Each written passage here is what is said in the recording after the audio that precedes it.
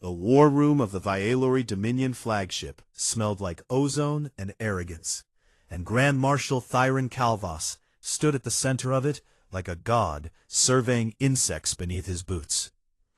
He was tall, even by Vialori standards, nearly 8 feet of lean silver-skinned muscle, wrapped in ceremonial battle armor that had never once been scratched in actual combat, and his 4 pale eyes swept across the holographic display table where a small blue world rotated slowly in the light.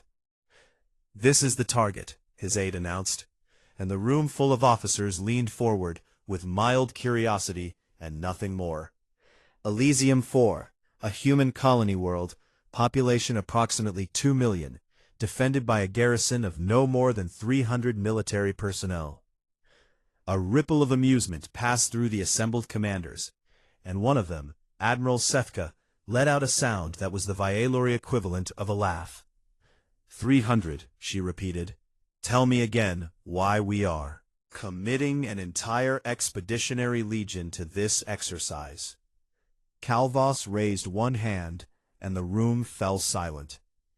Not because he demanded it, but because 6,000 years of unbroken military victory had given every Vialori officer an almost religious reverence for the chain of command. "We commit the Legion because the Dominion High Command wishes to send a message," he said, his voice deep and smooth, like water running over polished stone. "The humans refused our terms of annexation, and now they must learn what that refusal costs." He gestured, and the display shifted, showing a breakdown of human military technology, and this time the laughter was open and widespread. "Chemical propellant kinetic weapons," the display read, and below that, "no energy shielding detected, no plasma-based armaments, no faster-than-light tactical capability," and the list went on, each line more primitive than the last. "They are still throwing rocks," Admiral Sefka said, and she shook her head with something between pity and contempt. "Just faster." Calvas allowed himself a thin smile, and he had to admit the assessment was not wrong, because the Vialori had been conquering star systems since before humanity had learned to split the atom, and in all that time, no species had stood against the Dominion's energy lance formations, their orbital strike platforms, their overlapping shield technology that could stop anything the galaxy had ever thrown at them. Anything the galaxy had ever thrown at them. That phrase would haunt him later, but for now he simply nodded and said, "We depart within the cycle, and I expect this world to be pacified before I finish my evening meal on the day we arrive." 12,000 light-years away on the surface of Elysium 4, Captain Darius Cole stood in a basement beneath a burned-out schoolhouse and looked at the faces of the people who were about to fight an impossible war. 12 of them in total, a mix of Terran Defense Force Marines and civilian volunteers who had refused evacuation, and every single one of them knew what was coming, because the sky had already begun to darken with the silhouettes of Vialori ships dropping out of faster-than-light transit. Cole was not a man built for speeches, and he was not going to pretend otherwise, so he kept it short. "No fleet is coming," he said, and the room absorbed that truth like a punch to the stomach. "Command has written us off, and the nearest Terran battle group is 40 days out, which means for the next 40 days, this planet belongs to whoever is willing to bleed more for it." He paused and looked across the room, and his eyes found a woman sitting in the back corner, quiet as a shadow, her hands working with practiced ease over the components of a long, matte black rifle that looked like it had been designed by someone who hated the entire concept of mercy. Did not look up, and she did not need to, because she had heard every word, and she already knew what Cole was going to say next. "We are not going to meet them in open battle," Cole continued, "because that would last approximately 9 minutes, and then we would all be dead. So instead, we are going to do what humans have always done when the enemy is bigger and stronger and better equipped." He let the silence hang for a moment. "We are going to disappear, and then we are going to make them afraid of every shadow, every tree line, every quiet moment when they think they are safe, because they will never be safe, not while one of us is still breathing. In the back of the room, Rennick finished assembling her rifle, and the bolt clicked home with a sound like a whispered promise. And she finally looked up and met Cole's eyes and gave him a single small nod. She was 42 years old, and she had grown up on a farm in Alberta, where she had learned to shoot before. She had learned to drive, and she had spent 20 years in the Terran Defense Force, turning that simple skill into something that military intelligence classified as a strategic asset rather than a personnel file. She did not look like a weapon, and that was the point. Above them the sky split open as the first Valori dropships began their descent. Massive gleaming vessels that caught the sunlight and turned it into something that looked almost beautiful if you could forget what they carried inside. The Valori landed in perfect formation. Tens of thousands of soldiers in gleaming silver armor, marching in tight disciplined ranks, with their energy shields overlapping in walls of shimmering blue light. It was the most impressive military display the colony had ever witnessed. They marched across the open plains toward the colony settlements with the confidence of a species that had never known defeat. Their formation was flawless. Absolute. Their technology so far beyond anything on this world that comparison felt almost cruel. And ahead of them, the settlements were empty, the roads were empty, the fields were empty. The forests at the edge of the plain stood dark and silent, and the wind moved through the trees with a sound like breathing. From a ridge 3 kilometers away, hidden beneath a thermal blanket and a layer of local vegetation, Sergeant Ava Rennick lay perfectly still and watched the army through the scope of her rifle, and she counted officers and memorized faces and calculated distances and wind speeds. And she did not fire. Not yet. On the bridge of the flagship in orbit above, Grand Marshal Calvas watched the landing through a dozen camera feeds, and he saw his legions spreading across the plains in perfect order, and he felt the familiar warmth of certain victory settle into his chest like an old friend. "This world will be ours by nightfall," said. Below him, in the tree line, something waited with the patience of a predator that had all the time in the world. The first 3 days were silence, and silence was something the Valori did not understand. They had conquered worlds where the defenders came screaming out of fortifications in desperate last stands, and they had burned through orbital defenses that lit up entire hemispheres with the fury of their resistance. But they had never once landed on a world and found nothing at all. Field Captain Dren was one of the first to voice his frustration, standing in the middle of an abandoned human town, where the food was still on the tables, and the lights were still on, and the doors were hanging open as if the people had simply dissolved into the air. "Where are they?" he demanded of his scanner technician. And the technician shook his head, because the scanners were designed to detect energy weapons and shield generators and fusion reactors, and they were very good at that.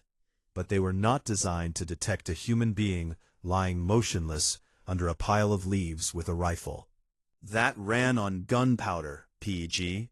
On the 4th day, Dren assembled his company in a forest clearing to deliver new orders from command, and he stood on a supply crate so his troops could see him.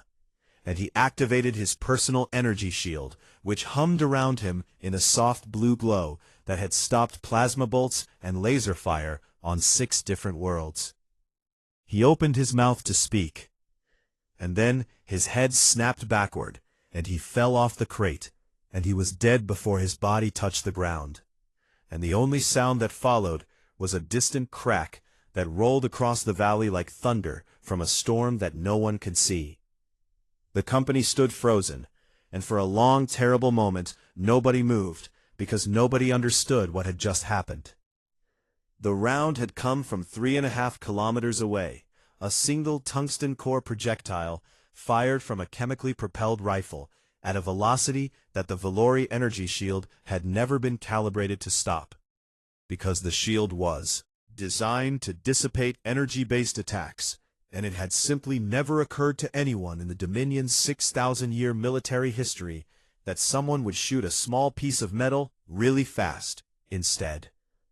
By the time the Valori soldiers started shouting and scanning and looking for the enemy, Sergeant Ava Rennick had already broken down her firing position and was crawling through a drainage ditch half a kilometer from where she had taken the shot.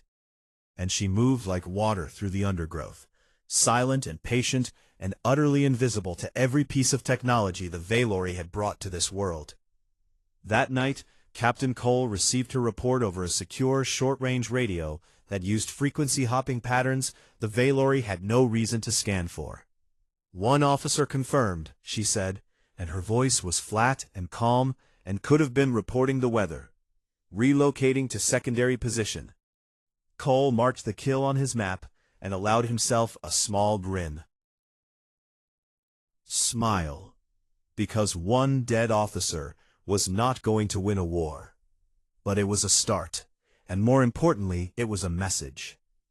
The message arrived at Valori Command the next morning in the form of a report that made Grand Marshal Calvas frown for the first time since the campaign began.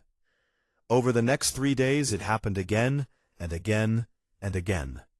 A shield generator operator was killed while performing maintenance, the round passing through a gap in the equipment housing that was barely 4 inches wide, from a distance of 2.5 kilometers. A communications officer was killed while standing inside a command tent, the round punching through the tent fabric and his personal shield and his chest in the same instant. A logistics coordinator was killed while climbing into a transport vehicle, and the only evidence of the attack was a small, neat hole in the vehicle door and a much less neat hole in the coordinator. Every kill was a single shot.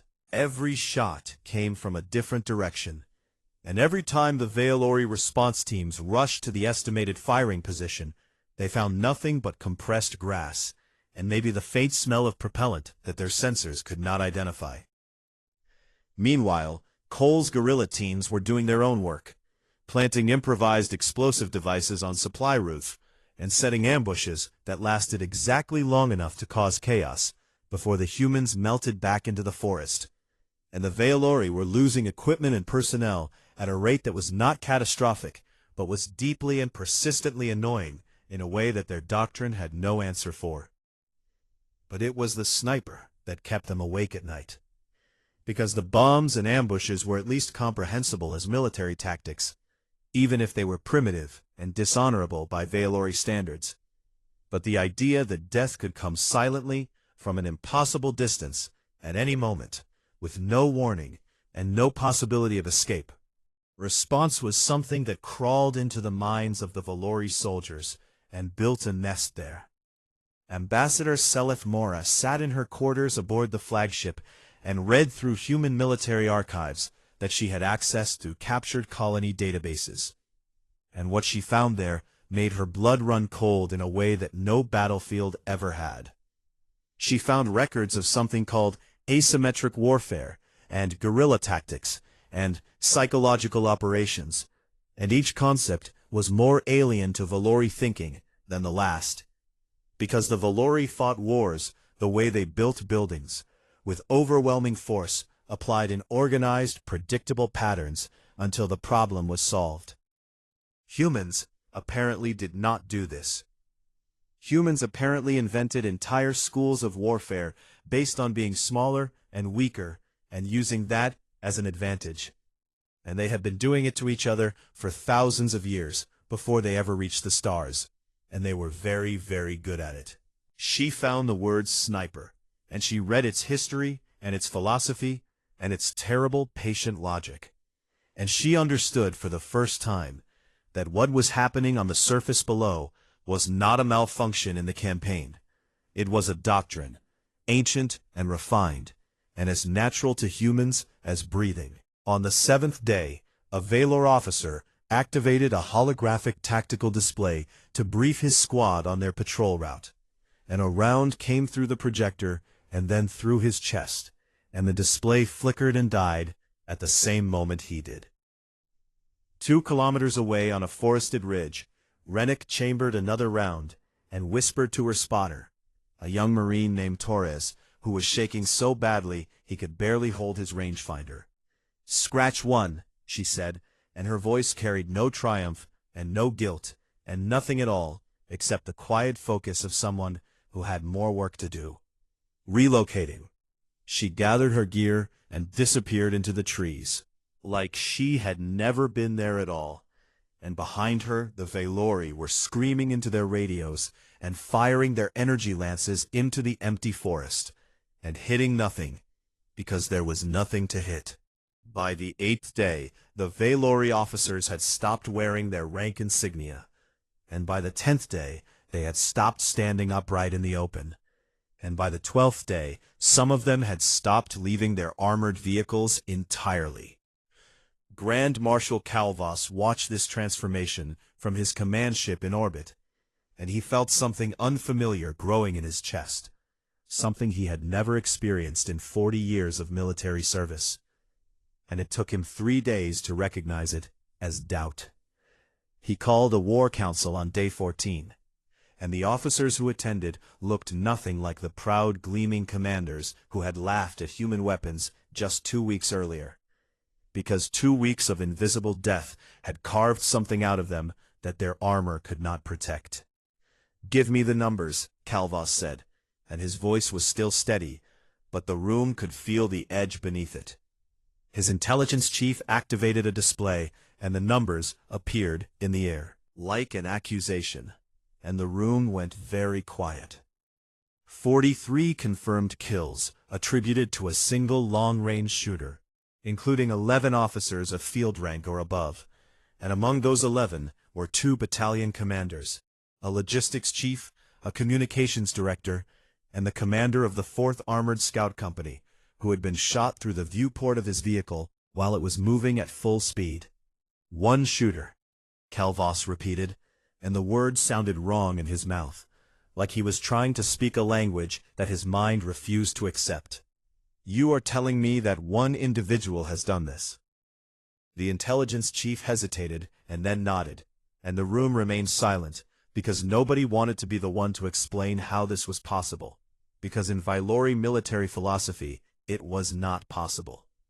The Valori fought as units, as formations, as collective expressions of overwhelming technological superiority, and the idea that a single person could be a meaningful military force was as absurd to them as the idea that a single raindrop could be a flood. But the bodies kept piling up, and the raindrop was starting to look like a flood after all. Calvas ordered the deployment of hunter-killer teams, the best the Dominion had, specialists equipped with thermal imaging drones and predictive targeting algorithms, and motion-sensitive perimeter networks that could detect a heartbeat from 500 meters away. They found nothing. Rennick had trained for exactly this kind of pursuit for 20 years, and she knew things about hiding that the Valori artificial intelligence could not even imagine, because the AI had been programmed by a species that had never needed to hide from anything. She used thermal blankets, woven with materials that scattered heat signatures into ambient background noise, and she moved through waterways that masked her body temperature, and she changed her patterns with a randomness that no algorithm could predict, because it was not random at all, but rather the product of a human intuition that no machine could replicate. She would lie motionless for 12 hours, in a position so well concealed that a Valori patrol walked within 3 meters of her and never knew she was there. And then she would take a single shot and vanish, and the hunters would arrive at her firing position to find nothing but a shallow depression in the earth, and the ghost of a scent they could not name. Meanwhile, Cole's guerrilla teams escalated their psychological campaign in ways that made even Rennick raise an eyebrow.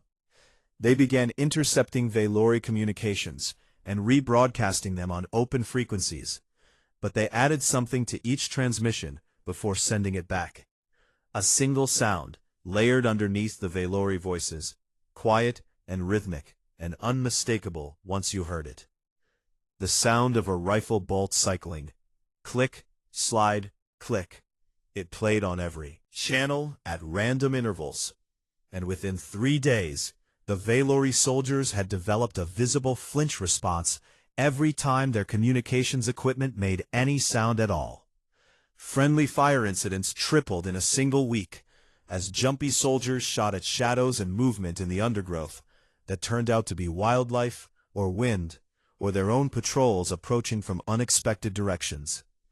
Entire units refused to advance into forested sectors, and their officers could not force them, because the officers were even more afraid than the soldiers, because the soldiers knew that the sniper targeted leadership first, and being an officer in the field had become the most dangerous job in the Valori military.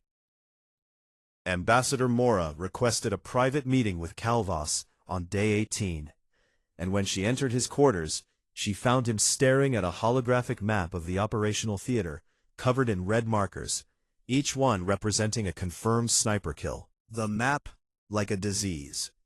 "This is not a battle," Mora said, and she kept her voice calm and measured, because she could see that the Grand Marshal was closer to the breaking point than he would ever admit. "This is a hunt, and we are not the hunters." Calvas turned on her with fury in his 4 pale eyes, and he told her that she was a diplomat and not a soldier, and she should keep her observations to herself. Mora did not flinch, and instead she activated her personal datapad and projected a file into the air between them. And the file contained the record of a human named Simohehe who had lived and fought on Earth centuries ago. "One man," Mora said, as Calvas read the file, "fighting in a conflict on their homeworld, in conditions of extreme cold, with a weapon even more primitive than what they are using against us now, and he killed over 500 enemy soldiers in less than 100 days. Calvas stared at the file. Nothing. "They have been doing this to each other for their entire history," Mora continued. "They have entire schools dedicated to this art.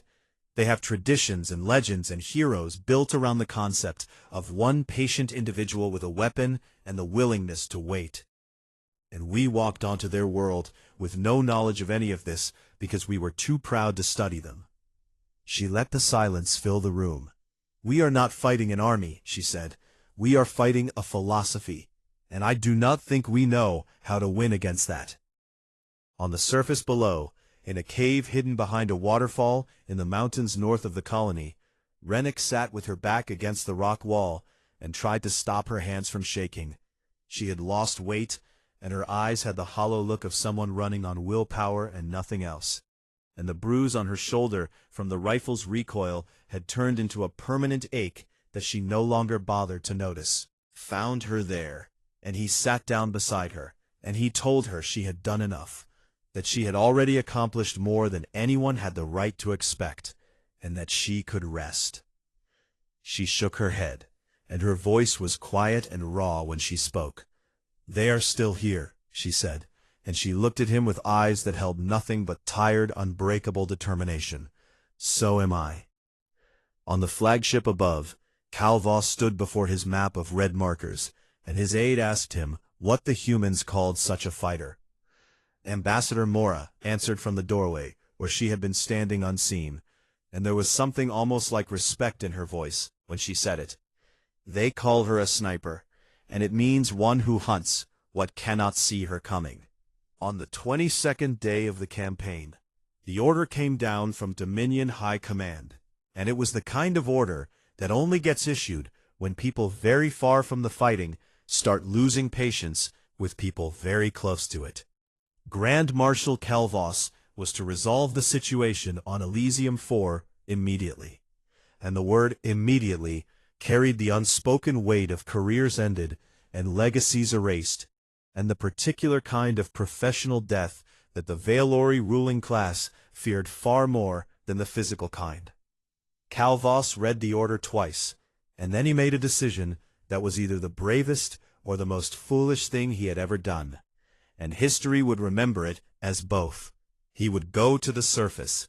He would personally lead a forward command tour of the front lines, walking among his soldiers, standing in the open, showing the entire Expeditionary Legion that their Grand Marshal was not afraid of one human with a rifle, collapsed when he heard the plan. And he spent 3 hours trying to talk Calvas out of it.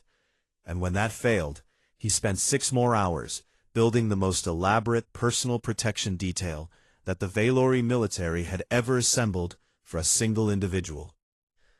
The detail included 4 mobile shield generators arranged in overlapping fields that could stop a starship's secondary battery, a network of signal jamming devices that blanketed the entire area in electromagnetic noise, holographic decoy projectors that created 3 false images of Calvas walking in different directions, and a full aerial net of counter-sniper drones programmed to detect and intercept any incoming projectile within a 2-kilometer radius. It was, by every measurement the Valori possessed, impenetrable. Calvas descended to the surface in an armored shuttle that landed in the center of the largest Valori forward operating base, and he stepped out in full ceremonial armor, eyes blazing in the afternoon light, and the soldiers who saw him felt something that had been dead inside them for 2 weeks flicker back to life. He walked the perimeter, and he spoke to soldiers, and he stood tall and visible and unafraid. And the message was clear. And the message was that the human ghost was just a human after all, and humans could be beaten, because humans had always been beaten by superior force. 4 kilometers away, Cole's intelligence network was already transmitting. The information reached Rennick within the hour, delivered by a breathless teenage runner from the colony, who had crawled through 2 kilometers of drainage tunnels to reach her position. And when she read the report, she did not react at all for a very long time. Then she began to calculate. She spent 4 hours studying the intelligence package, which included drone patrol patterns stolen from intercepted Valori communications, topographic data from the colony's geological survey archive, wind measurements taken by hidden weather stations that Cole's people had set up across the mountain range, and orbital satellite positioning charts that told her exactly when the Valori surveillance network would have gaps. The picture that emerged was almost impossible. The drone patrol net around Calvas cycled in a complex overlapping pattern that left 0 gaps at any range under 3 kilometers. But at 4.1 kilometers, at a specific angle through a narrow valley corridor between 2 mountain ridges, there was a window. The window was 1.4 seconds long, and it occurred once every 11 minutes, and the valley corridor created a wind channel that was calculable if you had the right atmospheric data, which Rennick did because Cole's people had been collecting that data for weeks without knowing exactly why.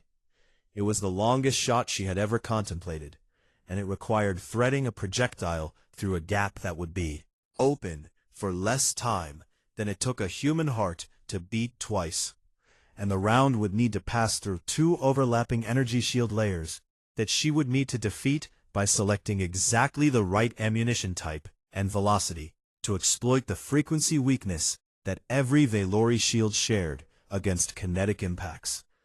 She could miss, and if she missed, the drones would calculate her position from the trajectory, and she would be dead within minutes. Torres, her spotter, looked at the calculations and then looked at her, and his face said everything his mouth did not. "Can you make this shot?" he asked, and it was not really a question. Rennick did not answer immediately, and instead she closed her eyes, and she thought about the colony and the people hiding in basements and caves and tunnels. And she thought about the Valori marching across the plains in their perfect formations, and she thought about a girl on a farm in Alberta who used to shoot cans off a fence post at 600 meters and thought that was impressive. "Set up the position," she said. They climbed to a spur on the eastern mountain ridge, and Rennick crawled under camouflage netting and settled into the kind of stillness that only a handful of human beings in history have ever truly mastered. The stillness of a person who has become nothing but a single purpose, wrapped in flesh and patience. She lay there for 9 hours. She did not move, and she did not eat, and she controlled her breathing until it was as slow and rhythmic as a sleeping child, and her heartbeat dropped to a rate that a medical officer would have found alarming. And through her scope, she watched the Vialori base 4.1 kilometers away, and she waited. Torres fed her data in whispers, wind speed and humidity and temperature, and the countdown to the next drone gap, and the numbers scrolled through her mind like music. Calvas emerged from his command vehicle at 1642 local time, and he stepped onto a raised platform to address a battalion of soldiers who had gathered to see their Grand Marshal. And his silver armor caught the fading sunlight, and his 4 pale eyes swept across the assembled troops with the confidence of a being who truly believed he was untouchable. The drone net cycled. Torres whispered, "Window." Rennick exhaled half a breath and held what remained, and her finger found the trigger with the intimacy of 20 years of practice, and the crosshairs settled on a point just above the center of Calvas's chest. And she made the adjustment for bullet drop at 4.1 kilometers, which was considerable, and the adjustment for wind, which was minimal thanks to the valley channel, and the adjustment for the rotation of the planet, which at this distance was not 0. 1.4 seconds. She fired.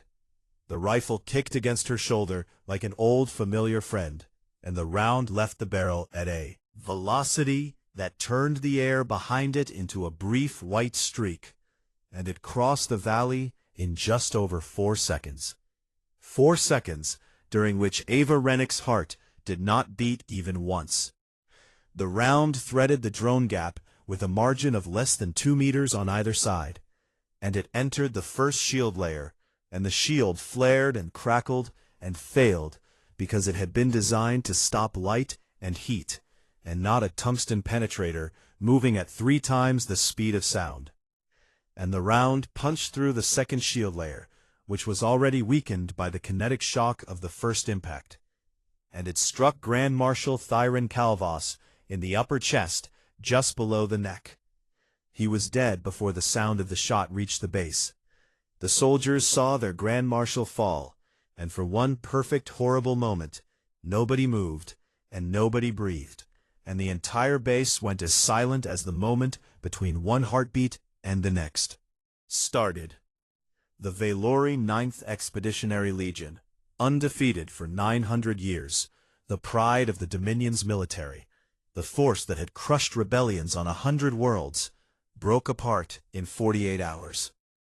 Units retreated without orders, some toward the landing zones, and some into the wilderness, where Cole's guerrillas picked them apart. And other units simply stopped, soldiers sitting down in the middle of roads and refusing to move because there was no point in moving when death could find you from 4 kilometers away through every shield you possessed. Some surrendered, which was something that had not happened in the Valori military in living memory. The greatest protection their civilization could build had failed against a single human with a weapon powered by chemistry and physics, and the kind of patience that the Valori would never understand. On the mountain ridge, Rennick chambered the spent casing and removed it and put it in her pocket, and she broke down her rifle and packed it, and began the long, slow crawl down the mountainside. Torres was crying silently beside her, and she did not blame him.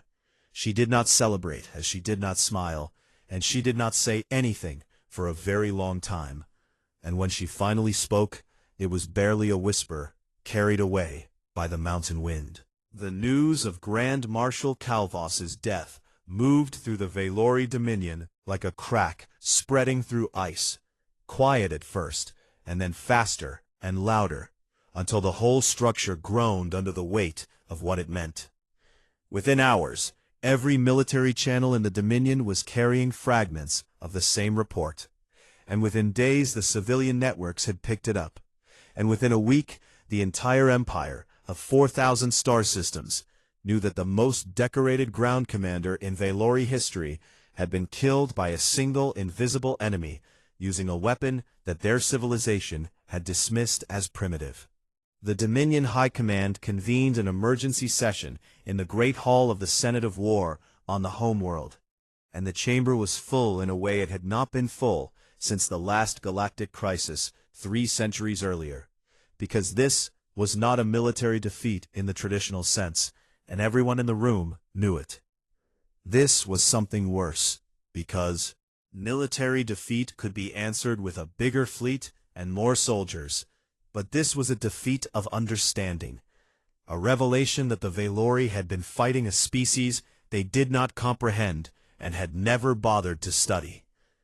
Ambassador Selith Mora was summoned to testify, and she walked into the great hall with her back straight and her datapad in her hand, and the exhaustion of someone who had been trying to warn people who refused to listen etched into every line of her face. She stood before the assembled military and political leadership of the most powerful empire in the known galaxy, and she told them the truth. "We lost Elysium 4, she began, and the hall was so silent that her voice carried to every corner without amplification.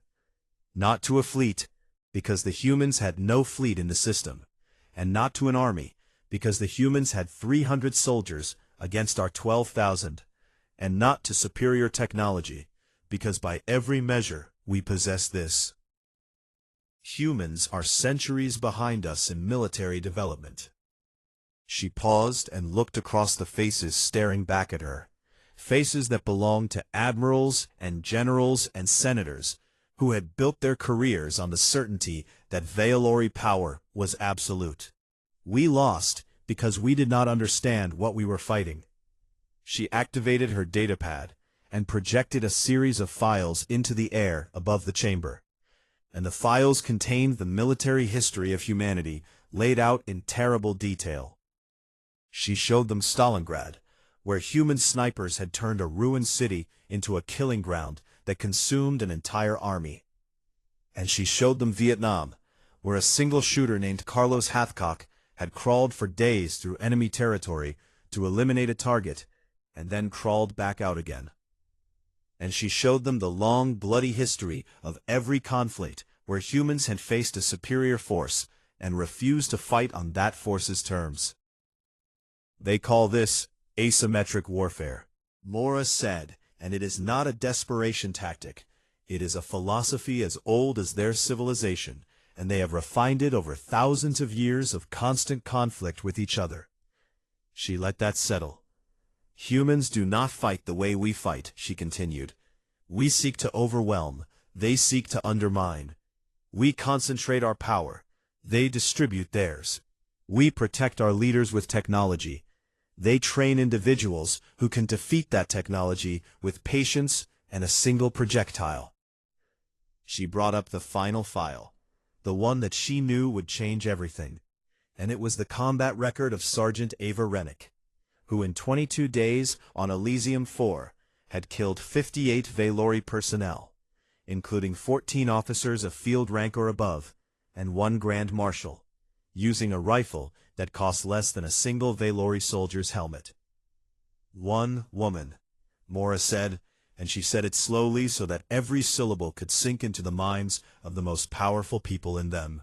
"Dominion, 1 rifle, and the patience to wait for the right moment, and she broke the finest legion in our military." The hall erupted, and for several minutes there was shouting and denial and anger, and all the noise that powerful people make when reality contradicts everything they believed about themselves. But when the noise faded, what remained was fear, and everyone in the room could feel it, because the implications were devastating, and Mora laid them out with the precision of a surgeon. Any world the Dominion conquered from humanity would need to be occupied, and any occupation could be resisted by humans using these tactics. And the Valori could not protect their officers, or their commanders, or their governors, or their administrators from a threat that they could not see, or detect, or predict. And every single human was a potential soldier trained in a military tradition that valued individual lethality above all else. Space was not measured in ships or soldiers. It was measured in the certainty that no Valori leader on a human world would ever be safe. Not for a single moment. Not behind any shield. Not inside any fortress. Because somewhere out there in the tree line, or on a distant ridge, or hidden in a building 3 kilometers away, there might be a patient human with a scope and a steady hand, and absolutely nothing to lose. The Dominion could conquer humanity, perhaps, but they could never hold what they conquered. And the price of trying would be paid in a currency of constant fear that no empire could sustain. The Senate of War deliberated for 3 days, and at the end of those 3 days, they voted to offer the Terran Systems Compact a full peace treaty, with territorial recognition and mutual non-aggression terms that were more generous than anything the Dominion had offered a lesser species in its entire history. The treaty was signed on a neutral station, and the Valori delegation looked at the human delegation across the table. And for the first time in 6,000 years, the Valori looked at another species, not with contempt or pity, but with something that lived in the space between respect and terror. Sergeant Ava Rennick was offered the Medal of Terra, the highest military honor the Compact could bestow, along with a promotion to any rank she wanted, and a speaking tour that would have made her the most famous human alive. She declined all of it. She went back to Elysium 4, and she helped rebuild the schoolhouse that Cole had used as a command post, and she taught the colony children how to grow vegetables in the difficult local soil. And she never spoke publicly about what she had done during the 22 days that changed the galaxy. Sometimes at night, she would sit on the porch of her small house at the edge of the settlement and look up at the stars, and her hands would shake the way they had shaken in the cave behind the waterfall, and she would hold them steady and breathe until the shaking stopped. And she would go inside and sleep and wake up and tend her garden and live the quiet life of someone who had seen enough killing to last 1,000 lifetimes. On a Valori military academy, halfway across the galaxy, 3 years after the Battle of Elysium 4, a classroom full of young officers sat in uncomfortable silence as their instructor activated a new module that had been added to the curriculum by direct order of the Senate of War. The module was titled Asymmetric Threat Doctrine, the Human Problem, and the first slide showed a single image, a long matte black rifle resting against a tree on a mountainside, with a valley stretching out below it, and the light of the setting sun painting everything in gold and shadow. The young officers stared at the image, and they did not understand yet why it should frighten them, but they would, because understanding was the entire point of the module. The instructor stood before them, and her voice was steady and serious, and carried the weight of a lesson that the Dominion had paid for in blood. Today we learn why the Dominion no longer invades human worlds, she said. And in the silence that followed, somewhere very far away, on a small blue world at the edge of known space, a woman who had once held the fate of an empire in her crosshairs knelt in the dirt of her garden and planted seeds and did not think about war at all. Because across the galaxy, empires measured their power in fleets and armies, in the megatonnage of their weapons, and the millions who marched under their banners. And they believed that power was something vast and loud and overwhelming. But humanity had always known a different truth. Sometimes power was one woman and one rifle, and the patience to wait for a single perfect moment.